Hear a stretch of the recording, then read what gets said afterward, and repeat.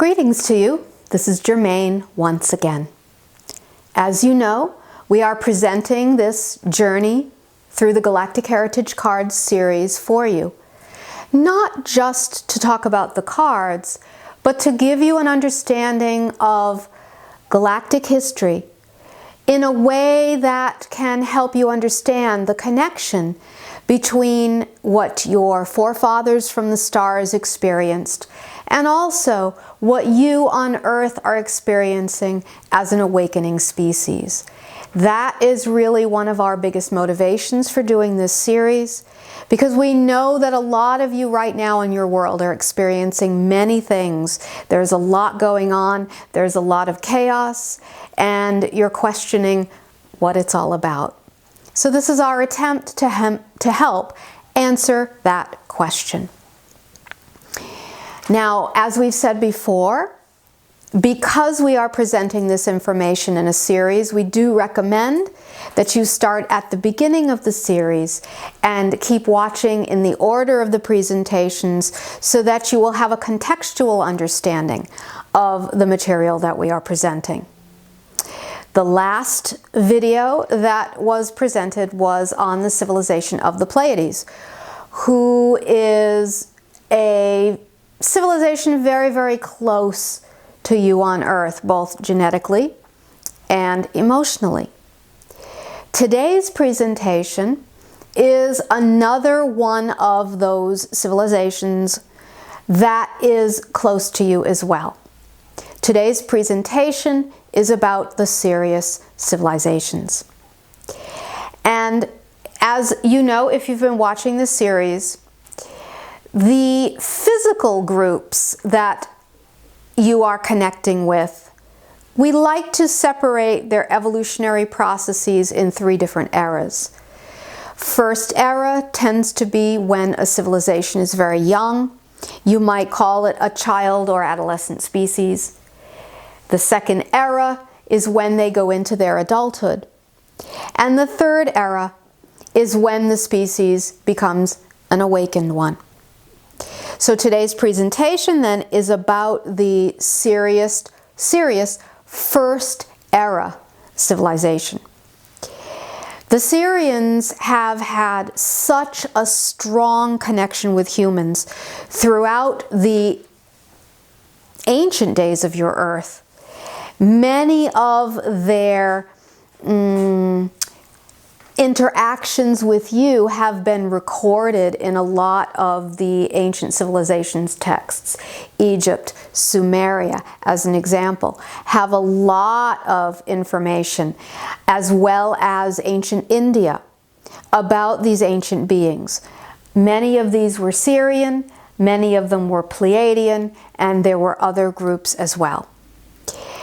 Because the two main civilizations that influenced you as a young species were the Pleiadians and the Sirians, you are very much tied into them karmically, reincarnationally, and definitely emotionally. As we go through this series, especially as we go into the Earth section, you will start to see how your relationships with these extraterrestrial civilizations played out through the ancient days and still affect you very much now. So what we're going to focus on today with the Sirian civilization, much like we did with the Pleiadian civilization in the last video, has to do with their ancient patterns as a young species, because this is first era, what those ancient patterns are, the tendency of humans to carry these ancient patterns also, and ways to work with these ancient patterns that you modeled from your Sirian forefathers to help you in your awakening process on Earth. So this video in that sense is not so much a historical record of Sirius. It has more to do with these ancient patterns and how the Sirians affected you and how you can use all of those lessons for your awakening now. If you want more information about some of the more ancient histories of the Sirian beings, there are some downloads on the website, and you can certainly look there for the information. So for now, we're going to give you a picture then of an ancient Earth with a young human species. And during this time of ancient Earth, when the species was young, there was a lot of interest in you because a lot of the extraterrestrial civilizations, in a sense, wanted to, we don't want to say the word use you, we don't mean that in a negative way, but use you as a way to further their incarnational cycles. But also, while you had that desire going on by some extraterrestrial species, you also had extraterrestrial species, most notably the Sirians and Pleiadians, who were here to assist you, because they recognized that the sacred responsibility of older species is to mentor younger species. And so their visits and their work here very much came from that place of love and that place of generosity. However, at that time, because a lot of the extraterrestrial civilizations who were visiting your planet were not very mature, they too had their own stuff they were playing out as well. So some of the civilizations that were here in those ancient days did not have the best interests of humans at heart. Some of them, like the Pleiadians and Sirians, for example, did. Now, of course, we do have to say here, before we delve into the cards, that throughout this series, of course, we're talking about different civilizations like Pleiades and Sirius, Lyra, etc. And those labels are used primarily for convenience, because you cannot really label one species one way and another species another way. It's a generality to help you understand all the different energies that were at play in the ancient times. Okay, so we said then that some of these civilizations, most notably the Pleiades and the Sirians, were considering themselves mentors to you in the ancient times.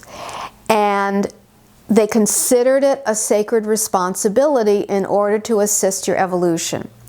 One of the nexus points, or one of the most important historical points for an extraterrestrial species to interact with a younger species as mentors, is when they are very, very young. Because when the species is young, they can then help the species through giving them tools so they will not make the same mistakes the older species made.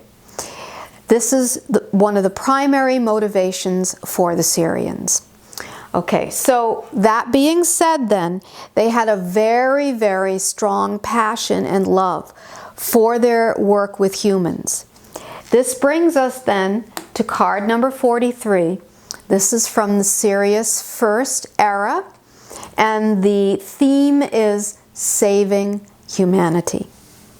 What does that mean?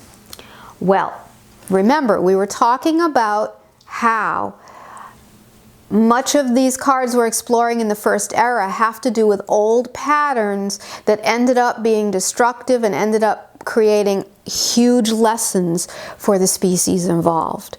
This was one of them.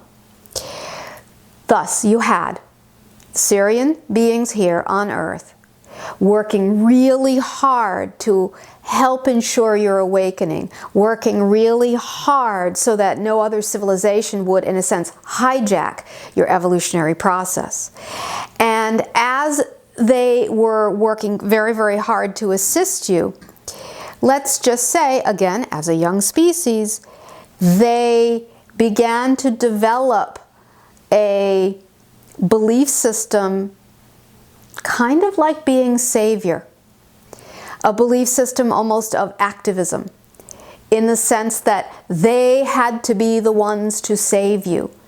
And even though their intention was pure, of helping you with their awakening, because they were not at that point necessarily very mature, the egos got involved with, instead of assistance without interference, it became a savior complex, so to speak, which actually kind of moved you away from the recognition of your sovereignty rather than helped to evolve you as a true free species. So, this idea then of saving humanity was one of the biggest habitual patterns the ancient Sirians had to eventually work on to heal themselves. They had to learn that there's a big difference between interference and assistance. And this period of time when they were interacting with you through their love, they had to learn this lesson in a very difficult and very painful way. So if you've gotten the Saving Humanity card in your reading, what does it mean? Well, we've noticed when we do readings for people that for many people that card comes up as a reminder to them, usually that they've had lifetimes within the Sirian civilization at that time when they were working on Earth. So it might be a clue for you about that. You could have been Sirian, you could have been human on the other side of the equation. So allow yourself to go into that memory and explore it. However, it could also be referring to a pattern within you of being a rescuer. And this is something that always with spiritual growth has to be balanced out. Because as long as someone continues to try to save other people from themselves, to rescue people in that regard, then they've crossed the line in a sense between assistance and interference. So it could very well be a reminder for you to look at that pattern within yourself. If you don't have that pattern within yourself, then look around you in your life and ask yourself if there's someone in your life that's attempting, that has crossed the line with you about interfering versus assistance. And therefore, it would become important for you to reinforce that line, where you can welcome the assistance, but definitely you do not have to accept what might be considered interference. So look at that. It's a very, very old Sirian pattern. Even though we've attributed it to Sirius, it's definitely a pattern for any young species. Usually they have to pass through this particular challenge on the way to their awakening. Now, within your collective or within your mass consciousness, the challenge is also there with this because you have a lot of what you might call activism groups and things such as that. And while we would say there's nothing wrong with activism, you really have to instead look at the deeper intent for the activism. And very often you will find that activism comes from wounds rather than passion. And therefore, if activism comes from a wound rather than a passion, the wound needs to be addressed before the activism through passion can be revealed or can begin to come out. And you'll find that there's very different experiences between activism based on wound and activism based on passion. All right, moving on then. We go to, again, First Era Sirius, card number 44, and it's the card of Secrecy. What does this mean? We've had a lot of people ask about this card because it might be a little bit vague, but what we're wishing to express here has to do with, first of all, the Sirian pattern of secrecy happened because during the time of their work on Earth, there were other groups here who did not have your best interests at heart. And therefore, they had to work in secret. So they developed then a belief system that they had to protect themselves, that they had to work in secret. This obviously was a pattern that came from more ancient days in Orion, which is obvious too. But the Sirians played it out here on Earth by keeping themselves very, very closed and hidden in some ways.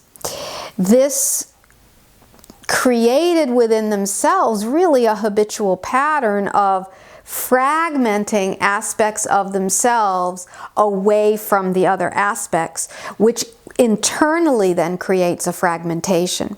So in that sense then, the Sirian emotional body of the ancient days is very similar to the human emotional body in present day, where you have a lot of your emotional aspects compartmentalized within you. Therefore, you can extrapolate the idea of secrecy from one that is occurring in the outside world to really one that is reflected within the emotional body. Are you keeping aspects of yourself hidden from yourself?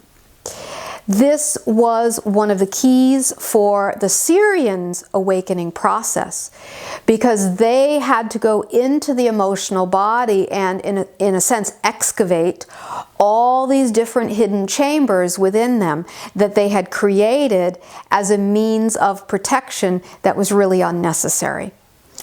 Therefore, if you've gotten this card in your reading, again, it could have to do with ancient Sirian lifetimes, and you can certainly explore that. But we always recommend going deeper with it. We are recommending then to go within your emotional body and look at how the emotional body is compartmentalized. What aspects, what parts are being kept separate from other parts of yourself. And as long as the emotional body is fragmented in that way, you're going to find that spiritual evolution will be stunted, because compartmentalization means no integration. Spiritual evolution is based on the idea of integration. Thus, integration has to take place in order for the evolution and the awakening to take place. Now, within the galactic family, the Sirians are really known as emotional masters, because they allowed themselves through their own inner journeys eventually and maturity, they evolved themselves from a very fragmented emotional body into a very integrated one. An emotional body also very integrated with the mental body. This is really their reputation and what they're known for. So you as humans also have the potential to follow the path of Sirians as well in your evolution.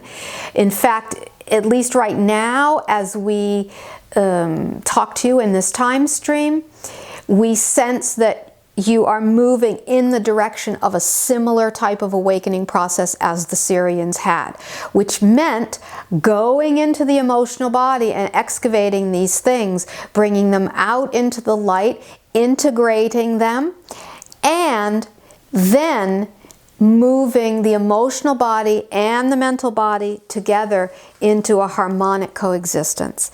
So that's the Sirian mastery they are known for. We'll be talking more about this in future series. Okay, we go to number 45 now, again, Sirian, First Era. And the theme is long-term goals. This is also referring to the ancient days of the Sirians and the long-term goals they had for their work with humanity. Now, it kind of plays into the saving humanity idea, because these long-term goals were based on this idea of saving or awakening humanity. But we often like to joke about the Sirians in that they're very connected to galactic time, and the joke we make is that they have no problem watching grass grow, meaning that galactic evolution is a long process, and they are okay with that. That is what is meant by long-term goals. So in the ancient days, they set a lot of things in motion in terms of your own evolution. A lot of, let's say, alarm clocks ringing along the way, coded into your DNA structure. And therefore, they are still monitoring them now, these long-term goals. But what they had to learn about this was that eventually you have to let go of outcomes. You have to let go of the attachment to reality changing in the way that you demand it should. And that was one of the lessons they had to learn. Therefore, if you've gotten the long-term goals card in your reading, can very well be a message for you about the idea of setting long-term goals is fine, but once you have, in a sense, made the initial expression of the desire or the action, that what comes next is you have to let go. Because as long as you are grasping the result of the goal being exactly as you want it to be, then the goal will never manifest. It's very much like that carrot on a stick. You just keep running and it just keeps moving in front of you. So the idea then of long-term goal has to do with your action in the physical reality. Can you have a balance where you make action and then you let go? You make action and you let go. The more you grip, the more difficult it is, and you will not ever see the reality perfectly manifested the way you intend, because there's a higher energy, of course, orchestrating everything.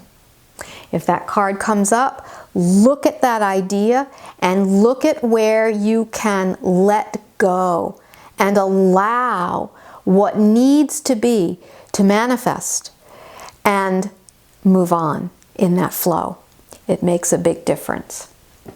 Okay, so last one, number 46, is again Sirian, first era, good intentions. And this card is referring to, again, the original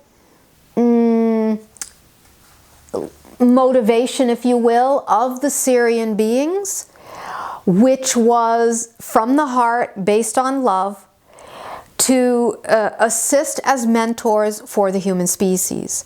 There's absolutely no doubt about their good intentions. But, again, it ties into the rest of the cards in terms of intentions does not mean gripping constantly and attempting to force a reality that the ego wants to see at the expense of what the universe needs to unfold for you. So that is the big challenge here. If you have received that good intentions card, first and foremost, we would say it is asking you to look at your own intentions in a situation and really go deep within to see if they are as good or are they ego generated. Really be honest with yourself. If you can truly allow yourself to feel and to see that positive or good intention with no ego manipulation, then to remind yourself the next step is just to let go and allow the heart energy or the intentional energy of your actions to carry you, in a sense, down the path or down the river by the natural current, and trust that the manifestation at the end is going to be not what the ego demands, but what reality needs it to be, or what the universe needs it to be. Also, we would say it's a little bit of a message that has to do with the idea of karma. In the card of the month that is on the website, we've spoken about this as well. But the idea of karma, many people have misunderstood. They've believed that it has meant action creates action. Instead, we would be more specific to say intention is more a generator of karma than anything else. So that if there is any egoic intention in actions, then of course that is going to come back. However, if you have absolutely pure good intention and you hurt another person, that kind of action in itself does not have karma.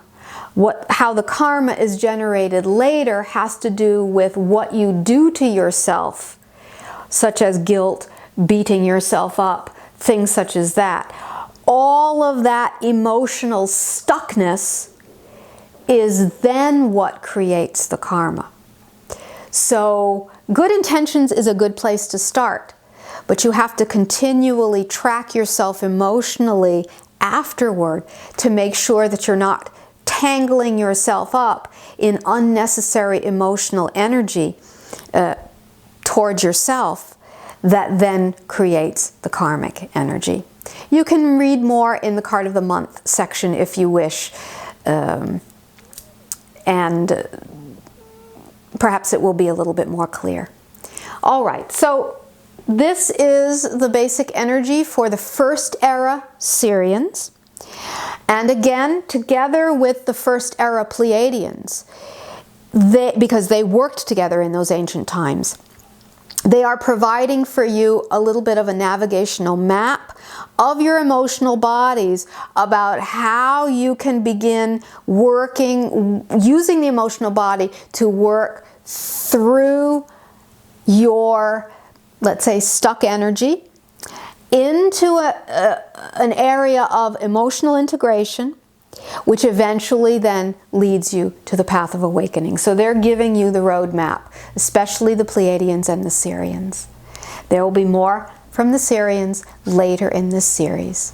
So for now, we wish all of you much love until we meet again.